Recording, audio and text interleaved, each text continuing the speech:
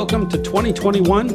This is episode 1 of Dignity Leadership Consulting's new series, Leadership Pitfalls. I almost screwed that one up. But anyway, the whole way I got started in leadership was because I made a lot of mistakes.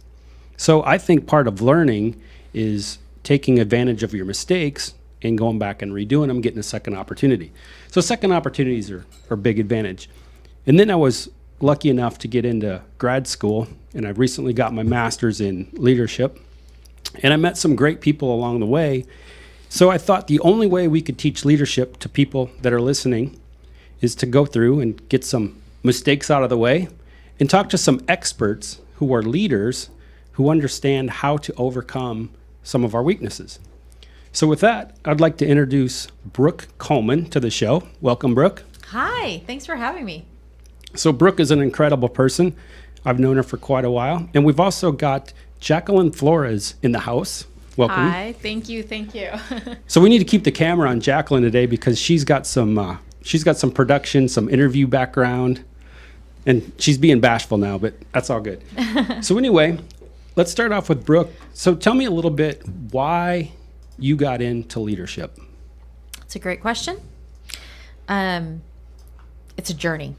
I would say it didn't happen overnight. And I think back on just my story in general.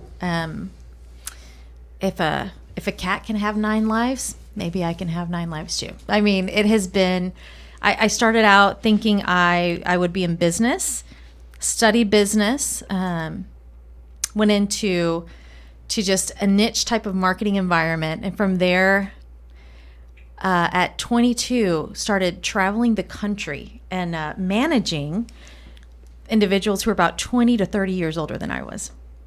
A big jump, maybe a little bit too soon. I had a lot to learn very quickly. Made a lot of mistakes, honestly. It was a phenomenal learning experience. And full circle, traveled the country, ended up in Texas, Austin, Texas, and choosing not to continue traveling all the time, completely switched careers, went into education. Didn't want to make a mistake in terms of really pouring into children's lives. Wanted to make sure that was the right move. So I was a teacher's assistant for a while, really took a big step back. Realized I loved it, started teaching, taught for 7 years. And then again, made a jump back into business, first in oil and gas, doing some trading and scheduling, and some doors opened. I think that is part of the journey because it wasn't expected. It wasn't planned.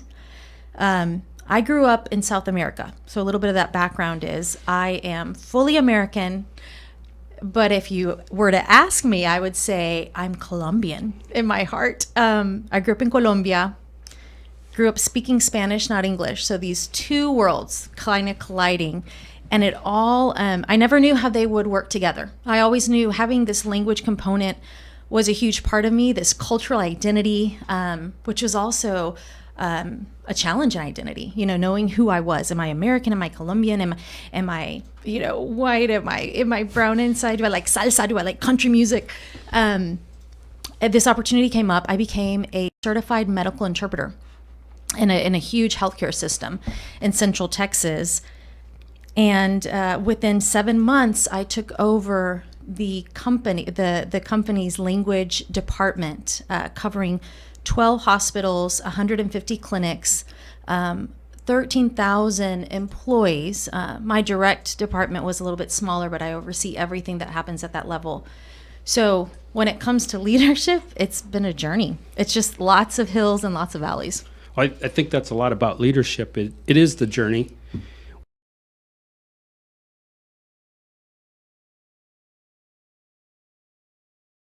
To learn, to grow, to lead, create a world of dignity.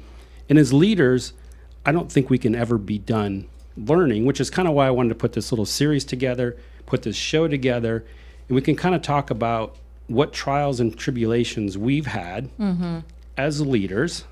At least I'd like to think we're leaders. Everybody's got a definition of leadership, right? But it's learning and it's moving on. But you've got an interesting background. I mean, you've done a lot of different things. And growing up in Colombia, to me, is absolutely amazing. I lived a sheltered life. I grew up in Iowa. I think it's a foreign country. I've never been there. Never. Well, it's pretty flat. There's not a lot going on. There's a lot of corn.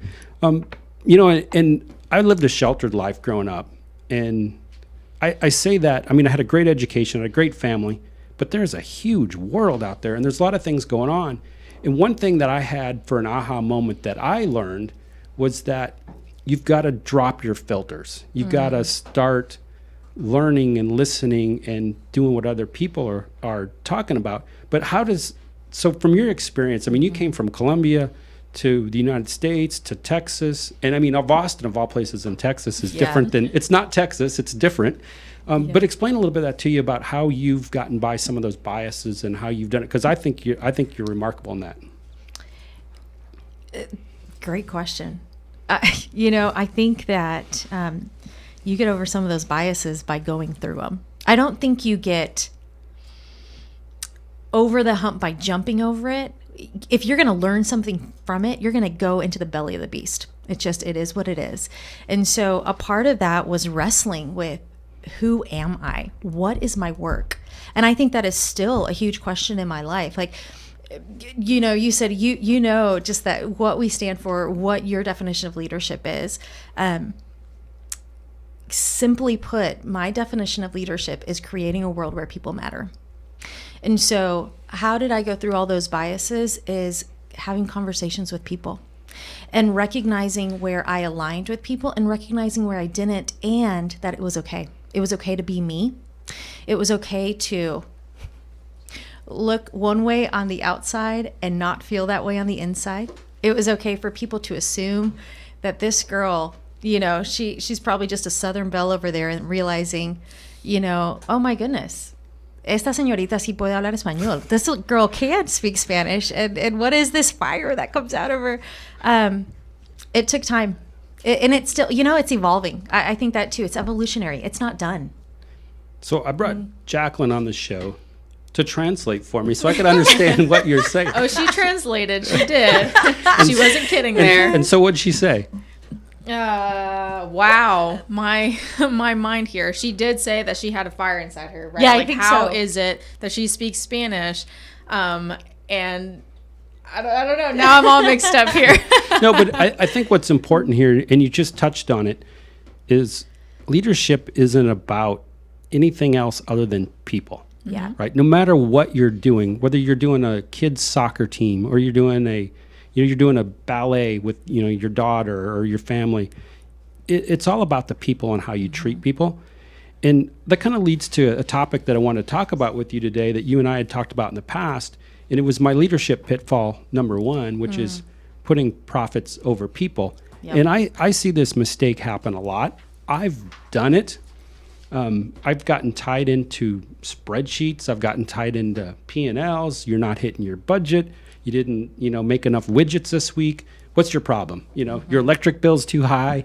So you got all these things, and everybody starts focusing on the numbers. And I wrote a couple papers on it early on in research, and I discovered, that's where I discovered the dignity piece.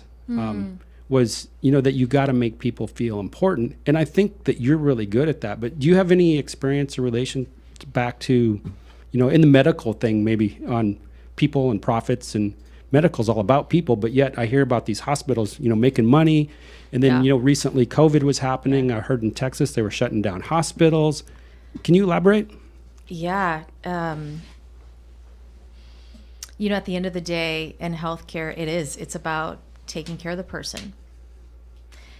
We live in a world where profits are kind of the defining place of whether you'll stay alive or not. So you're contending with attention between profits and people, and where does that balance? Or where is that place of just finding that beginning line, the baseline to build up on. It's funny you're asking that, Rich, because I struggle with that daily. The department I lead within this healthcare system is person-based. It's all about communication. And if you can't bridge communication, you can't really relate to the person. Medicine, at the end of the day, comes down to communication. You either understand what the diagnosis is, what the plan of care is, or you don't. And so often people walk away not clearly understanding why they were in a hospital, what their plan of care is as they leave. And one of the hardest parts as you move up and just administratively is looking at how to honor the dignity of the person and make a profit at the end of the day. So, yeah. So I think some of the studying I've been doing shows that if you take care of the people, the profits are going to follow. And it sounds so basic and maybe too rudimentary, if you will. But I've actually gone through a personal experience where I was struggling in my business unit, hitting numbers, getting sales done. And I started on this journey with y'all. That's my Texas coming out in me, Kevin. I moved from Iowa, now I'm in Texas. That's y'all. Sounds good on you. That's Yeah, right. y'all. It sounds good. But anyway, so for me, it was really about the people. But what it comes down to is ego. And there's so many people. And I think you're from Colombia, and I don't know much about Colombian culture, but I'm willing to guess, and I could be dead wrong. Americans have big egos. Yes. Americans think we're like the biggest, baddest thing since whatever you want to have it, right? We're the best. Nobody's ever going to beat us. And we get these egos. And then we go out there. And what I've discovered is when you got this selfish attitude, it all becomes about you and greed. And then you start doing things like breaking down trust. And people no longer trust you. And I think that trust is an important piece. I mean, do you have any can you help me? How do we build trust? I love that you asked that question because my notes have the word ego in them and a slash through them. So we're cutting out ego, right? Does that mean you want to talk about ego or you want to cut the ego out? I want to cut it out. I think ego is a human characteristic. I think as Americans, and I laugh because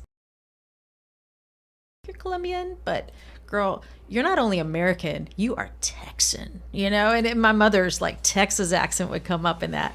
I could not understand.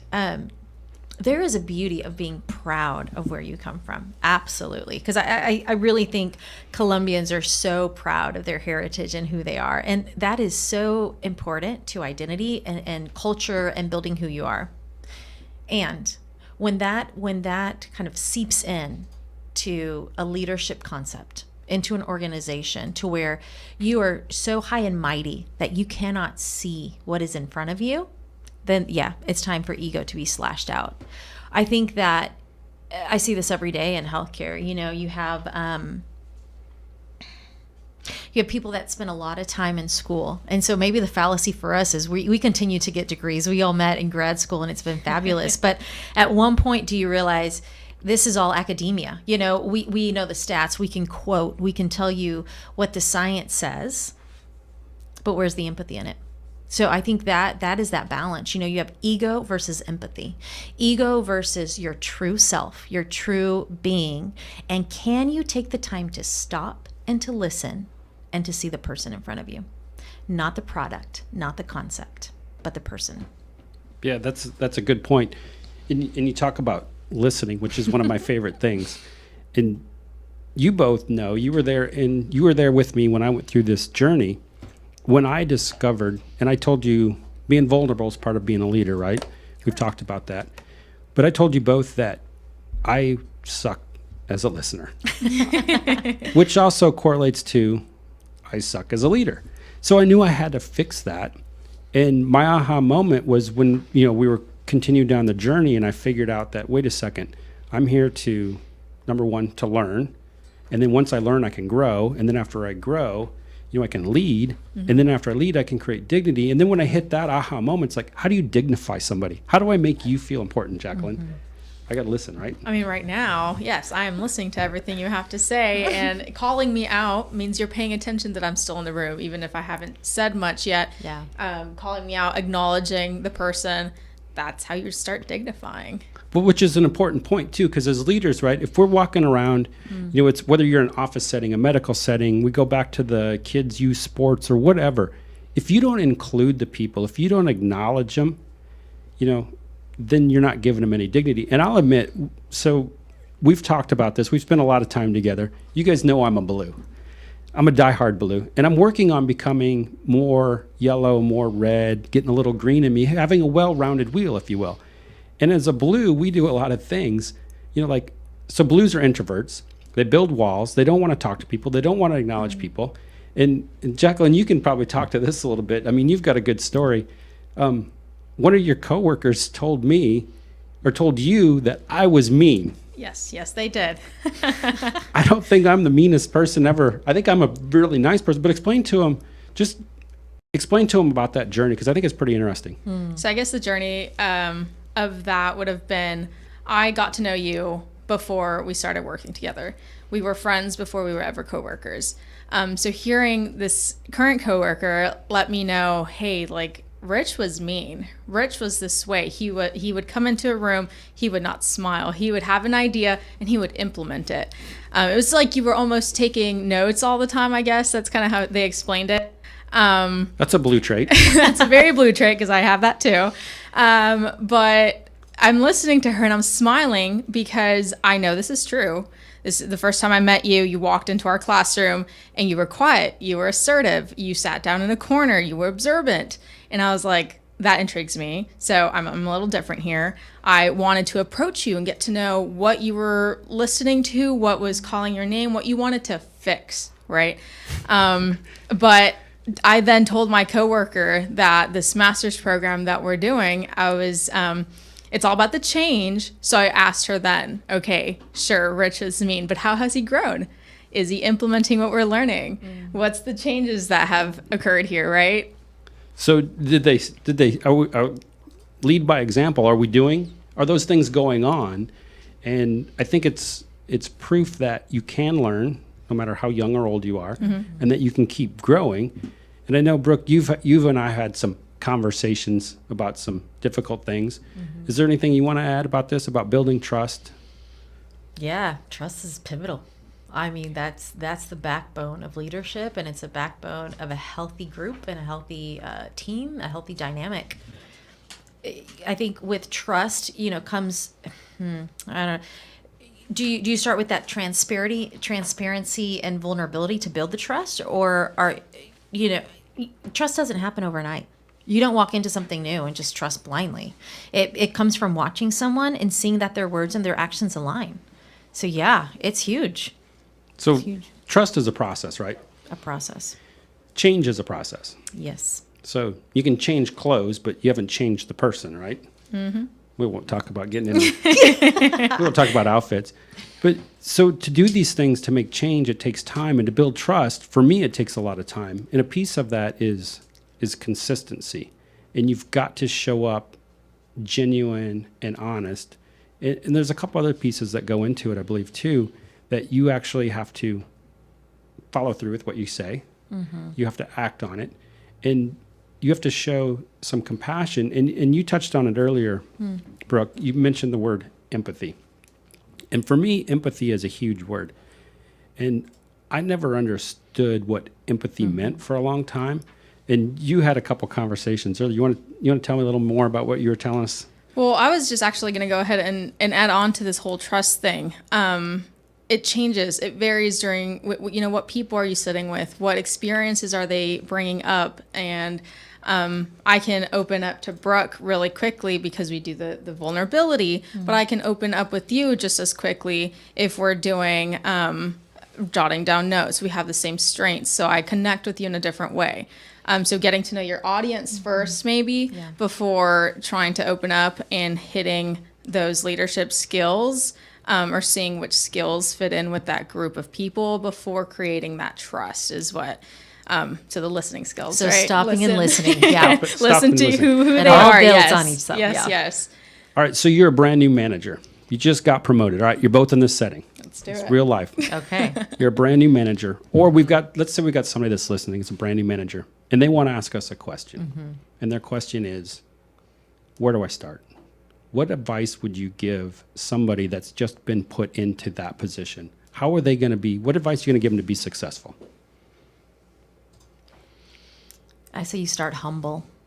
You start by being open and listening. So number one, remove the ego. Remove the ego. That's it. Yes. So where's that Yes. sheet you had ego with it slashed out? It's We need right that. here. Yes. I know. I'll make a big one. All right. I'll show you in just a minute. Go ahead. So keep going. No, you're gonna make a big one. Oh, So I keep am. going. So Oh, number I am. one. So number one, you're gonna tell somebody lose the ego. No, you lose the ego. I remember a huge shift. I was at a company where we went through a massive downsizing.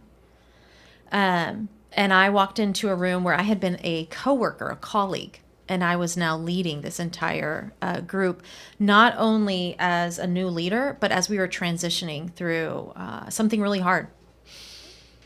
I knew at that moment I had two choices. I could come in, guns a-blazing. I knew what I was doing. I'm going to tell you what I'm going to do. Or I could stop and recognize, that we're all in this together and it's hard. It might not always be hard, but you recognize where you're at when you start and you acknowledge that you are part of the group. You might be leading them, but you're going to learn so much more when you're asking, when you're listening, when you are really just feeding into what's already been cultivated and created, and then you grow from there. So you just hit my why statement, right? okay. So walk in, and number one, you got to learn, right? Yeah. And then after you learn, you can grow. Yeah. Okay, so now you've got those two things. What's number three, Jacqueline? Lead, right? She's learning, growing, leading, and right? Yes, exactly. I'll make some That's the notes final here. product. For So- my blues. You're writing some notes down for the blues. So day one, you're a new manager. What are you going to do? So see, I approach it a little bit differently because I want to know them. I know I hired them for a reason, right? Assuming that I was part of this decision. Yes, So you I- were. Absolutely. Assuming that I was heard and maybe that I needed someone with their skills in my team. So I'd let them know that. It's like, all right, you don't have to show off. You don't have to try hard in that sense to remove the ego. Yeah. So then I'd listen. I'm like, what questions do you have? What can I get you answered in order for you to feel comfortable so that we can have that open dialect, that open communication in order to get feedback versus, well, not versus, I guess, feedback for them and feedback for me as their manager. Get Yeah. that team going. No, and I think what you're both are telling me is number one, people got to be first, right? So we say leadership pitfall number one, profits over people. And I'm guilty of it. I think a lot of other people are guilty of it. But if we could flip the script and you could help somebody out and tell them, here's why it's important. Here's what you need to do. You need to build the trust. And a lot of people have it. How do you build trust? And we've kind of talked about it a little bit today. There's another piece, we were talked about it earlier too, is the empathy side. So I'm not sure if you guys know this or not, but I geek out sometimes and do a little too much research. But when you use empathy, it actually releases the hormone oxytocin in your brain. Oxytocin is a trust-building chemical. So when you're actually talking to somebody and you're listening to them and you become empathetic with them and you're going back and forth, you start building that trust. They start telling you things. I mean, you guys have had It experience. feels Right, good. right. It does, Right? I right? mean, that's what it is. You Yeah. start connecting. Yeah, Yes, exactly. And I mentioned this the other day at work, and people were laughing at me. I said, you know what? I said, how are we being successful? We're working on the squishy things. We're not working on the hardcore things. We're not working on the numbers. We're not working on how many widgets Yes. can we build. Yeah. It's the squishy things. Are we giving big group hugs? Well, no, we're not doing that. But what we're doing is we're building trust. We're working on communication. We're working our butts off. I don't think there's anybody in there that's not. And we're doing all these things together, and we're learning as we go. So I think when you wrap all that up, I guess kind of in closing, what I'd say is, number one, you got to build trust, right? You have to build trust. Absolutely. Or is that number two? Number one, we got to lose the ego. Because if you walk in with an ego, Exactly. And I was actually going to add to that as well. It's the whole empathy or sympathy, right? I think we were also speaking about this Yeah, the we other were. day. And it's, do you want to be equal to the individual or do you want to help them grow? So sympathizing with someone is just maybe understanding what they're going through in the sense of you're listening to them, you're hearing them, and you feel bad for them or good, whichever the situation may be, but empathizing with them. You've either gone through a different experience that is similar to theirs, you know exactly where they've been, you're in each other's shoes, and now you can be like, hey, Yes. buddy, this is what I did, might work for you, let's get together. Empathy is action, isn't it? It's not the passive response. It's an active response. Absolutely. I would say so. yeah, I've learned a lot about empathy, and you hit it right there with action. And it's not like you have to give everybody a group hug. And I struggled for the longest time because I am an introvert. and I do want to build the walls, but deep down inside, I care about people. And as soon as I was able to break down my wall and let people get to know me and find out more about me, which goes back to another leadership trait, being vulnerable, right? Letting you, not hiding behind a mask. And we can kind of touch on that real quick, but so many people will put a mask on and they think because they have a new title of manager, and then they use the word leader. You're a leader now. And they put this mask on and they got to go out and they've got to do. And the other thing I've discovered is people don't want authority. They don't want to be told what to do. They want to be asked how they can contribute. Yeah. And I think that's a big piece of it too. And when you start doing that, that's another way of building trust. You're getting their input. Yeah. And for that to happen, you have to listen. Yes, absolutely. So that brings empathy back in. So Kevin E., how are we doing on time? You are perfectly on time, man. I was about to give you a 2-minute warning that you're approaching 30 minutes, but you seem to have a good beat on it. Aren't we good? So we need to wrap this up. You're going to cut this part out, right? Sure, yeah. Yeah, you're going to cut this part out. So how do we want to wrap this up? We're coming down the last 30 minutes. I think we need to say, true leadership starts with the person. We have to remember that it's not a product, it's not a thing, it's a person. For something to grow well, whether it's industry, whether, it's something, I think it goes beyond industry, but you can't do that well without the person. We try. I mean, technology is amazing, Technology can't replace people. but it cannot replace people. Yes. Yeah, that's Technology doesn't sell products. Technology doesn't make people smarter. Everything that goes into technology is done. And you know what? And I got to stop because the way you just closed that out was phenomenal. And I appreciate you. So I want to thank both you, Brooke and Jacqueline, for coming on today's show. It was great. Make sure you tune in again. We're going to have another show coming up next month. Thank you.